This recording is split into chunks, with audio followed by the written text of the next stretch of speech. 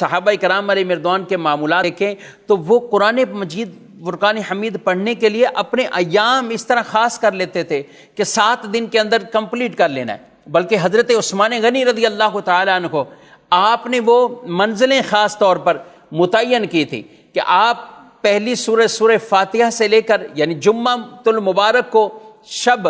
آپ سورہ فاتحہ سے لے کر سورۃ المائدہ یعنی آپ سورۃ الانعام سے پہلے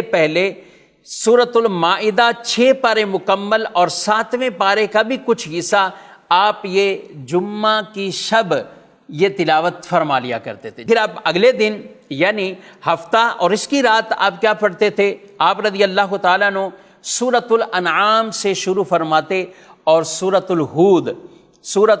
تک آپ اسے تلاوت کیا کرتے تھے، اور اتوار کی رات آپ رضی اللہ تعالیٰ عنہ کو سورہ یوسف سے شروع کیا کرتے تھے اور سورہ مریم تک پہنچا دیتے تھے، یہ آپ تلاوت فرمایا کرتے تھے۔ اور پھر آگے جب پیر کی رات آتی تو آپ سورۃ طٰہٰ سے آپ شروع فرماتے اور سورہ طاسین میم وہاں تک آپ اسے پہنچاتے، یعنی وہاں تک آپ تلاوت فرمایا کرتے تھے۔ منگل کی رات سورہ عنکبوت سے لے کر سورہ صاد تک آپ یہ تلاوت فرمایا کرتے تھے۔ بدھ کی رات سورہ تنزیل سے لے کر سورہ رحمان تک آپ تلاوت کرتے، اور جمعرات کی رات آپ آگے سورہ یعنی سورہ واقعہ سے لے کر سورۃ الناس تک یعنی یہ ختم فرمایا کرتے تھے۔ سبحان اللہ، یعنی آپ نے جمعہ کی رات کو شروع کیا اور جمعرات